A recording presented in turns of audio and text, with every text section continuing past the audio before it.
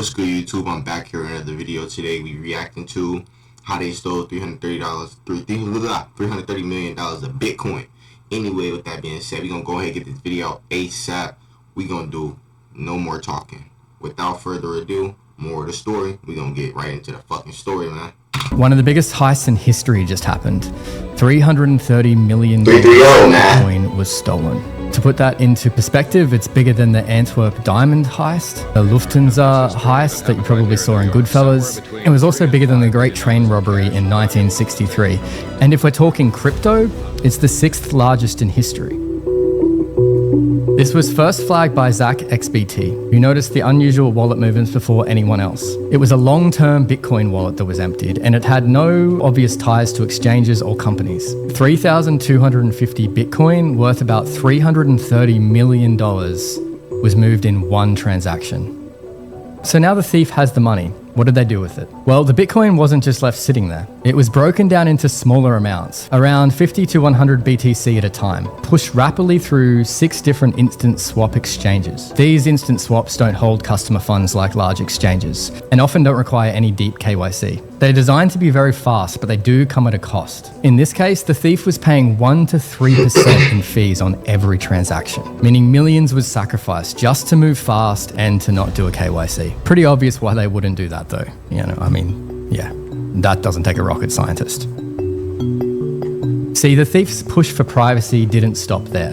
That Bitcoin got converted into what is crypto's probably most famous privacy coin, Monero. And Monero is built very differently to Bitcoin. First, every payment uses a stealth address, so you can't see who's getting the money. Second is something called ring signatures. Every spend is mixed in with fake ones, so no one can tell who actually sent it. That's starting to really muddy the water. Thanks to a thing called ring CT, the amounts are hidden too. You can't even see how much is being moved. And even the network traffic, that's also scrambled using something called Dandelion++.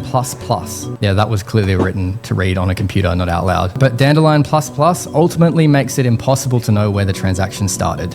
In simple terms, once Bitcoin becomes Monero, it's basically impossible to do blockchain analysis. And that'll stay that way unless the thief literally makes a human error, leaking metadata, reusing a wallet, or trying to cash out through a KYC exchange. This money genuinely could be gone for good. Gone for good, bro. You already When said. the thief did these swaps, Monero surged 50% in price, from around $227 to $390 in just a few hours. And it wasn't because of new adoption, obviously. It was just new demand, $330 million worth of demand. And that's where things get even more interesting. Monero's liquidity has been getting thinner for months. A lot of major exchanges like OKX, Kraken, and Binance EU have been delisting privacy coins, partly because of growing regulatory pressure. With fewer places to trade and less real depth in the market, a flood of hundreds of millions of dollars, it can't be absorbed, right? It just has nowhere to go. The price ripped higher.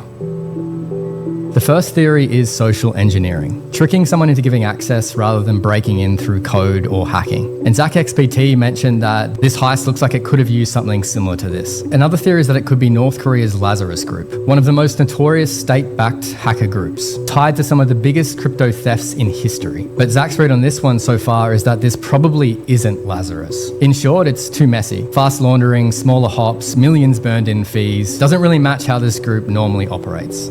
And the last theory is a wallet exploit. This one is probably the most simple and could be also known as a skill issue. An old private key leak, malware. Right now, none of these are confirmed, and there's probably more theories, but these are the ones that I've been able to find.